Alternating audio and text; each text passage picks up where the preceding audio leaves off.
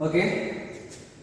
In the last class, we discussed about the comparison of between AC and DC transmission system, and now we are going to get more proper understanding on high voltage DC transmission. So we are getting into our high voltage DC transmission. Okay. So let us see. First of all, we already discussed a bit about what are the applications of high voltage DC, but still, let us get a more proper understanding. Like this high voltage DC, as you all know, first we were using DC, and then due to the advantages of AC, mainly with the transformer, you can say, right? Transformer, mainly the transformer, then we turned into AC. Then we are again going back to DC, mainly with what high voltage DC means transmission at a very high voltage level. So that is in transmission terms, that is the main development here, HVDC. Then let us see what are its applications. So first of all, it was used in like Sweden. Like Sweden is a mainland, and you have an island here, and between them there was around 90 kilometers of sea. So what they did was that they used HVDC line, and the transmission line which was here, it was going what? It was what? This was an underground cable, right? So the question was whether they should be using AC or DC. They went for what? It was an underground cable, and they went for DC. Why they went for DC? It is quite simple. In AC, there will be if you have a transmission line, then with respect to ground, we already discussed in AC you will have capacitance, right? So this capacitance will be there, and mainly when it is an underground cable, that capacitance effect will be very much higher, or you will have more charging current, and the AC transmission will not be economical, or it will not be good. In order to keep a good voltage regulation, or to keep a good voltage profile for a transmission line, or in different terms, it is not good. So that is why they went for a DC, high voltage DC. Why? Because there you don't see any inductance or capacitance, right? In a DC you are not seeing any inductance or capacitance or its effect. So that was the major thing that led to this application. So as a one application, I can say that in case of underground cables, in case of underground cable transmission, you can prefer what? It will be technically apt for less than 30 km only. So above that you can go for high voltage DC. Understand?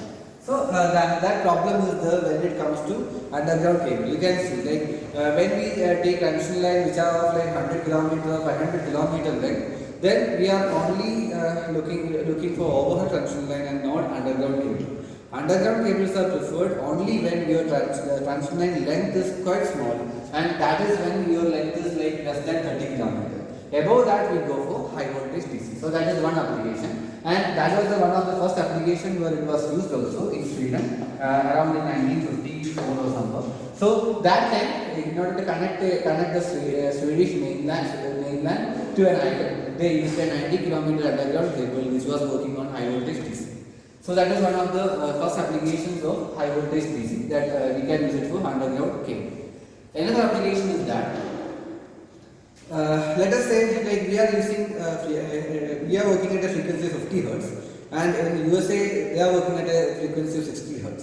Similarly, in Northern America, in between different countries, like Brazil was using some 60 Hz and another country was using 50 Hz. So when you have two systems, one with a particular 60 Hz and another with 50 Hz, can we interconnect them with a AC transmission tie line? Can we just interconnect them? It is not possible. I think you have said it in your synchronous machines that in order to synchronize a system, in order to synchronize two synchronous machines, what you should have constant frequency, right? Apart from having constant voltage and phase sequence and all, you should have constant frequency. That is the first primary concern, right? So you have learned how to synchronize synchronous machine and all. So similar problem will happen if we are connecting two generators with the different frequencies. Then what? You will have power system stability issues. You will have stability issues. So that's the major concern. Because of that, we cannot just connect two systems which are working on different frequencies just by connecting an AC direct. So that is another problem. So what can we do? Right, like one is working at 60 hertz and you have to transfer power from like Brazil to Venezuela. So that's the problem. And under that condition, what you will do? We cannot connect it with an AC line. That is right. From a 60 hertz system, you will first convert this AC into what? Into DC using a converter. Right, using a converter. Then transfer it to longer distance like to the another country which is using a different frequency. And then what? Then again we will use a converter. Then what? We can have a 50 hertz back. Right. Means once 60 hertz is converted to DC, then we don't have any problem in transferring it. And there, by changing the controls of this converter, we can convert. By changing the converter, we can control what? The frequency. Right. So this is not like the link I have shown here at a left, but that is not what really happens. Really what happens under that scenario is that you will take it through AC line to one country or to the other system. Like here you have a 60 hertz system. You take it to the other side and here you place both of your converter. Understand? Like what? This is called as back-to-back connection. This is called as back-to-back connection. Both of your converter you place it together. First one will convert it into DC. This one will convert it into DC and this one will convert it back to what? Our 50 hertz AC. This is 60 hertz, this is 50 hertz. So here your DC link length, the DC link length, that is what? That is equal to 0. Such a line is what we call as back-to-back connection. Okay. Such a line is what we call as back-to-back connection. So that is another application in order to have two systems, interconnect two systems which are working at two different frequencies. So that is another application. Now, the third application is that is a point-to-point link. That is what we already discussed at first while comparing the AC and DC systems. It is just simple that point-to-point link means you are having a long transmission line and whenever above like some 500 kilometers, then your extreme high voltage DC is more better than what your AC. So that is the concept, and such a line is what we call as point-to-point. Such connections are also used in order to transfer bulk amount of power. That's used for transferring bulk amount of power from one place to another. So these are the three applications. One is the in cases of underground cables. Another application is for a back-to-back connection where you are changing the frequency from one to another. Like you have to transfer power. Or you have to transfer power from one system with one frequency and another with another frequency. And the third point is what? The point-to-point link, where you are just transferring your power over long distance, and whenever your distance is much higher, like above 500 km and all, then terminal equipment cost does not much matter in case of HVDC. And in AC, there are other problems like you need more reactive compensation, so that your operating cost is more or your losses are more. So those all things will make HVDC more economical and viable than high voltage AC. So these are the three applications. Clear? And now we will get into the classification of high voltage DC. Now we will get into the classification of high voltage DC.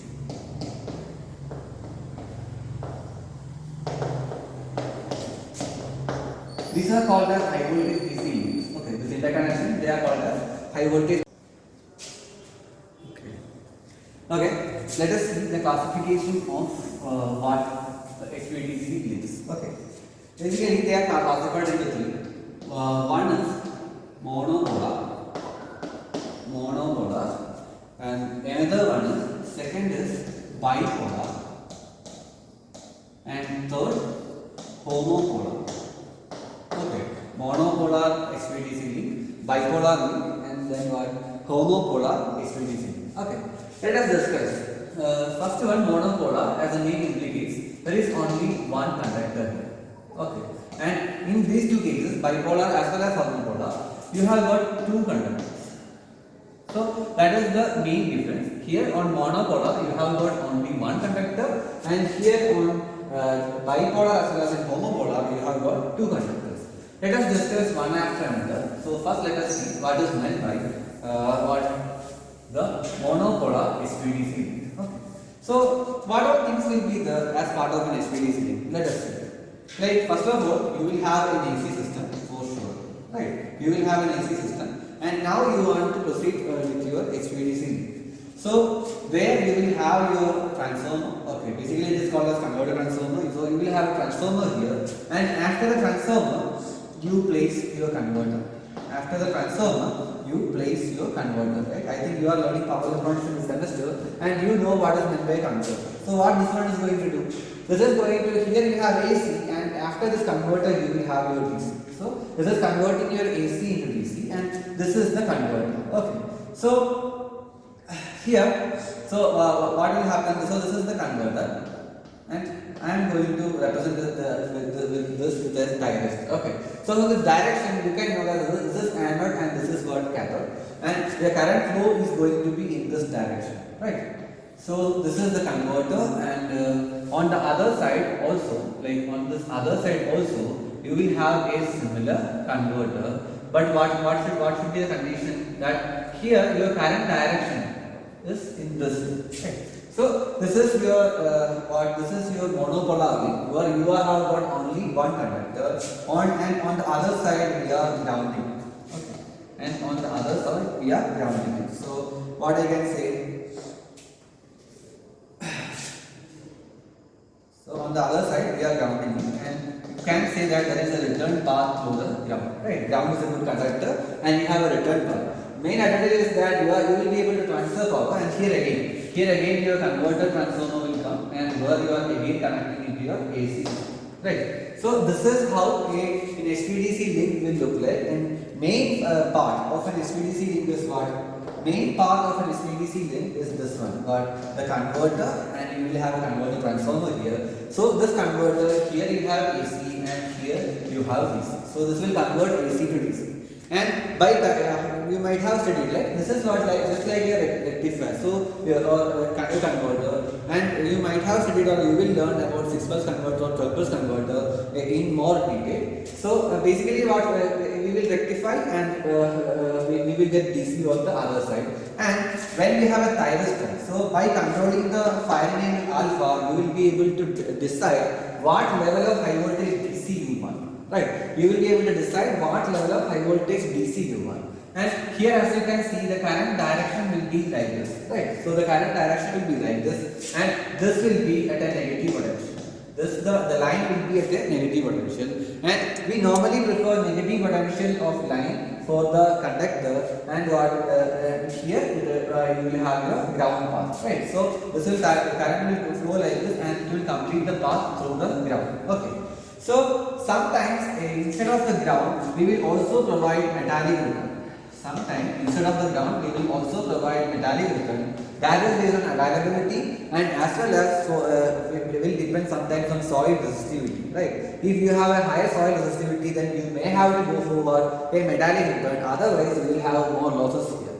But the case for a metallic return, you can say that you might have seen railways, right? So in railway, you have your conductor on the above the track, and your what is the return path? Return path is through the metallic return or through the rails, right? So this you might have observed, and you can see the interconnection between different rail sections in the train in the rail. So this thing is something you are aware of, and this is an example for what a metallic return path. Right? Again, monopolar means what? Only one conductor, and that is the main advantage. Here in AC, you have 3 conductors, and you will be able to transfer power with one conductor when it comes to monopolar HVDC link. Okay, so this is largely used, and now we will get into not largely this is used, and now we will get into another classification, which is what? Bipolar.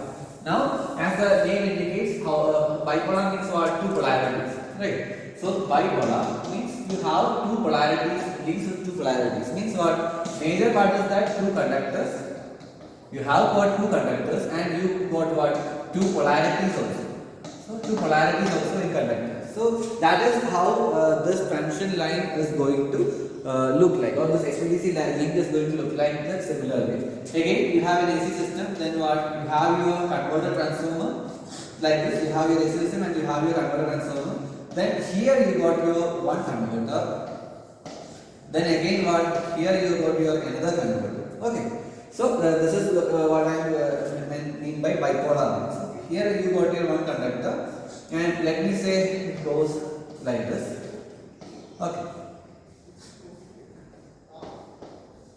So two converters like this. Now on the other side also similarly you got two converters.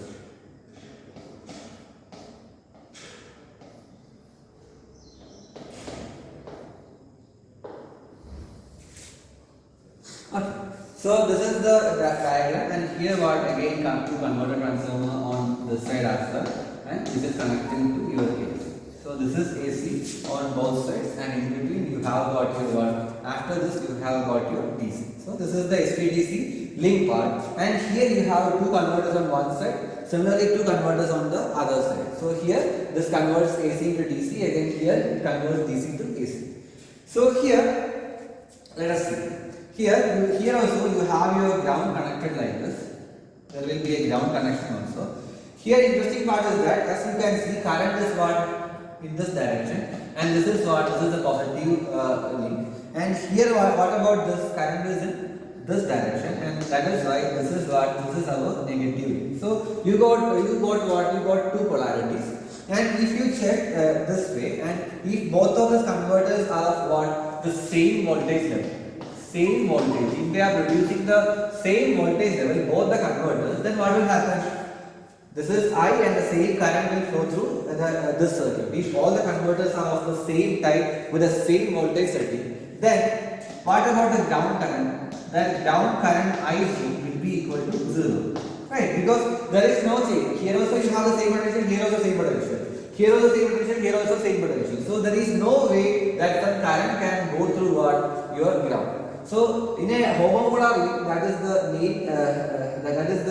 main thing, that what you don't have any ground current. Okay, and so not homopolar and bipolar. And bipolar links are mostly widely used in point-to-point transmission a lot, and even in back-to-back connection also. So this will have two converters on each side, and both positive as well as negative.